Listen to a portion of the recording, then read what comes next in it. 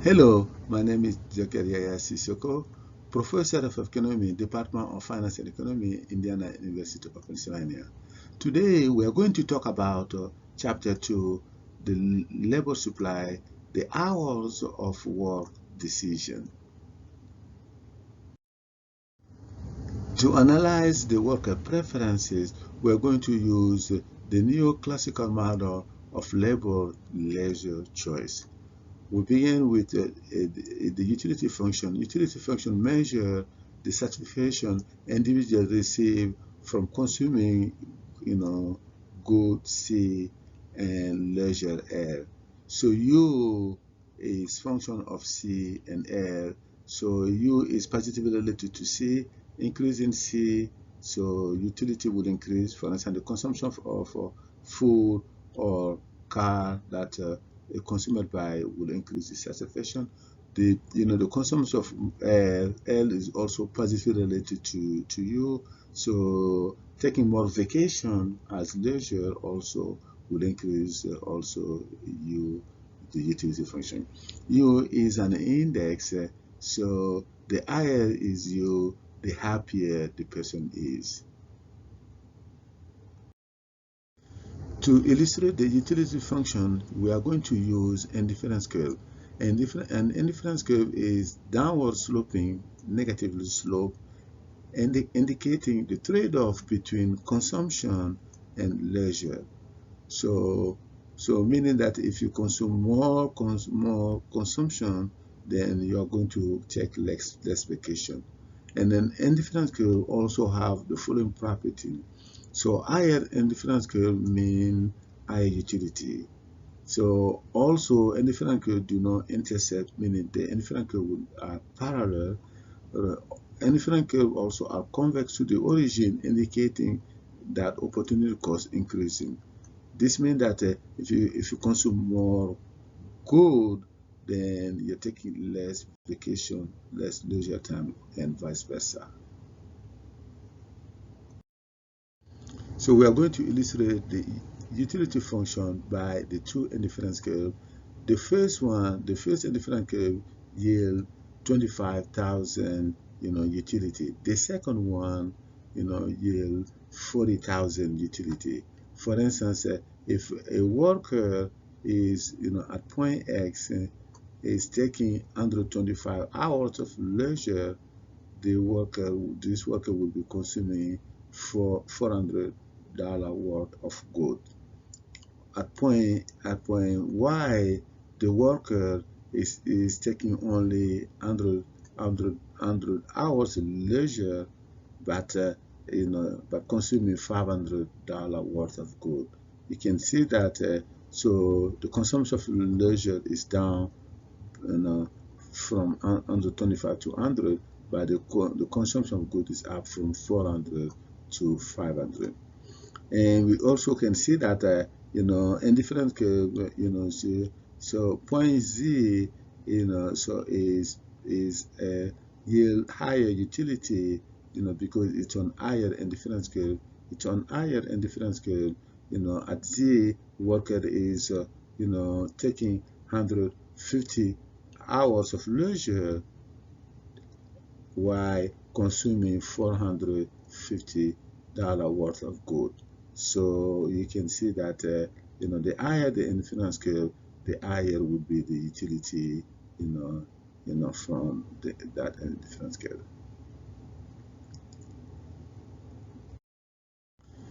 Indifference curve cannot cross.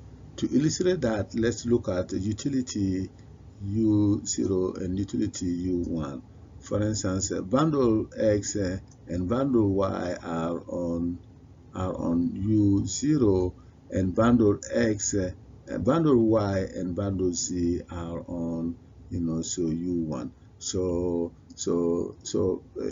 bundle Z is preferable than X, but however, bundle, so Y and Z are on the same indifference curve, so that the worker will be indifferent, from consuming, bundle X and Y and bundle Y and Z. So you can see that indifference curve will cannot cross in that case.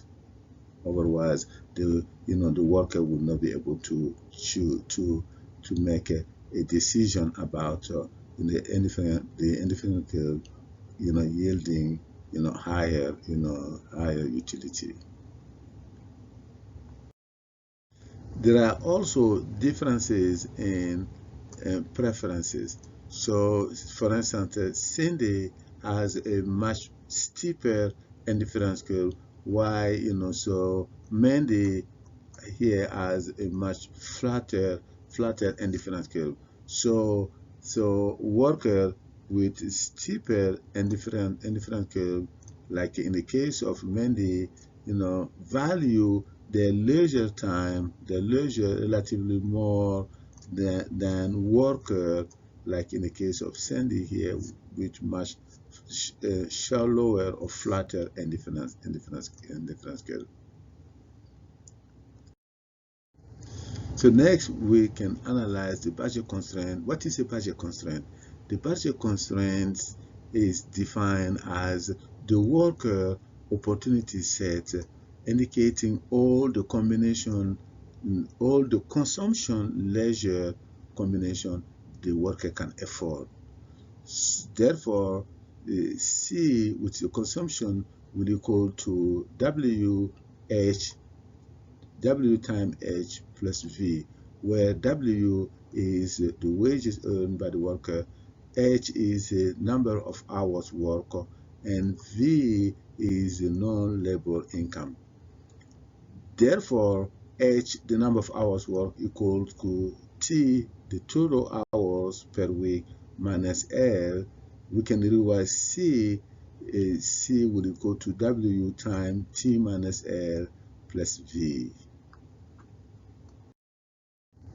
So we are going to illustrate the budget constraint by the budget line.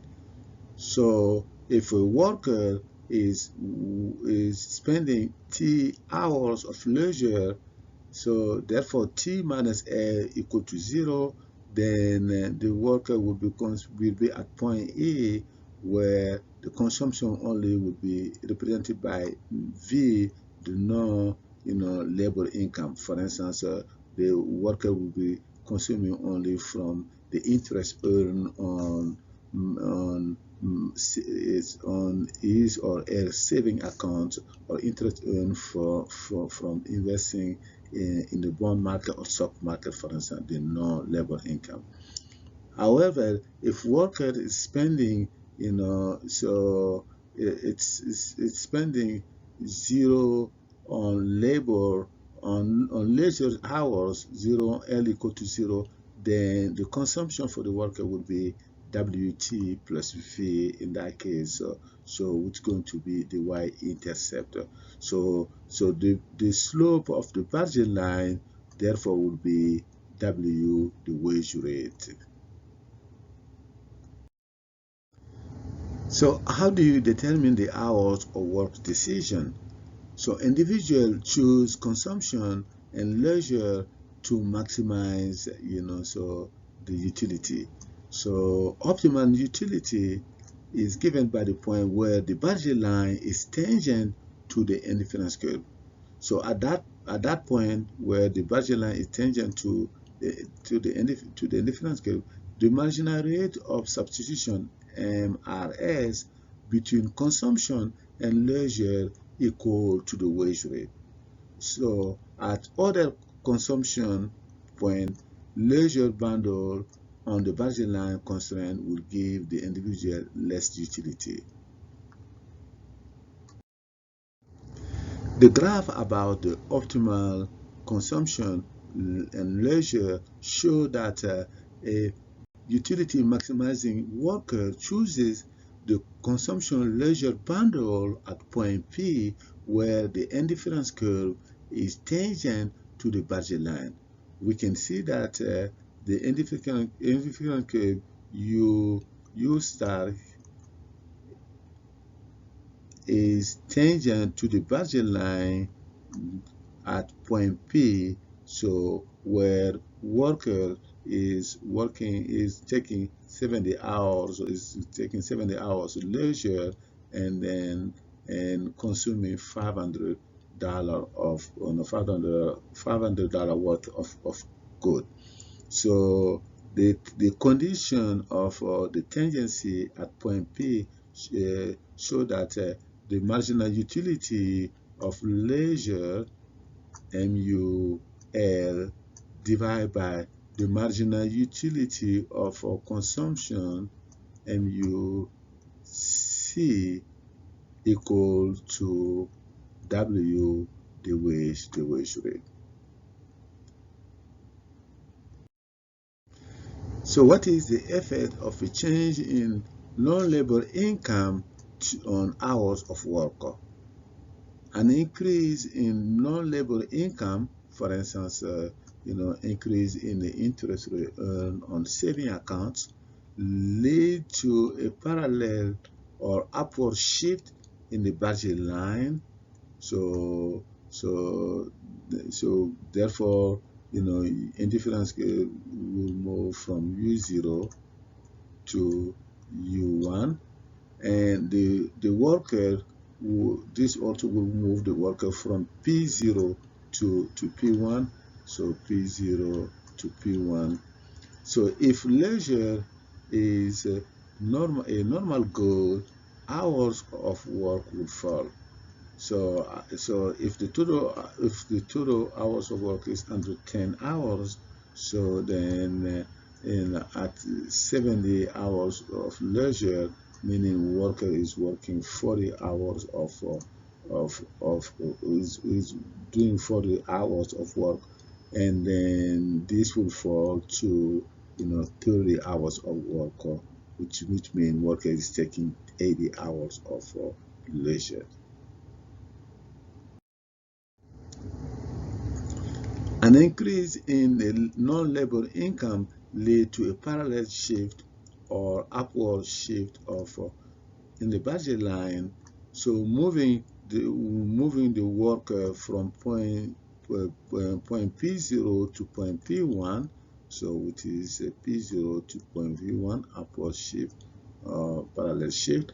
And if leisure is an inferior goal, hours of work will increase. Hour for work will increase from 40 hours here to 50 hours, given that the total hours of work is 110 hours. Now the decision is by the worker is to decide to work or not to work. So the term of trade sufficiently attractive to breed a worker to enter the labor market? The answer to this question will depend on the reservation wage. What is the reservation wage? The reservation wage is the lowest wage rate that would make the person indifferent between working and not working. There are two rules. Rule number one, so if the market wage is less than the reservation wage, then the person will not work. Rule number two, if the reservation wage increases as non-labor income increases. The graph about the reservation wage shows that if the person chooses not to work, she can remain at the endowment point E and get U0 unit of utility. So endowment point E is shown right here, and then indifferent U0 is right here. At a low wage rate, W low, the person is better off not to work. At the high wage rate, W so high, she's better off working. So therefore, the reservation wage W is given by the slope of the indifference curve at the endowment point, which is going to be W sub. This is the end of the video about the hours of work decision. Next time we'll talk about the labor supply curve. Thank you.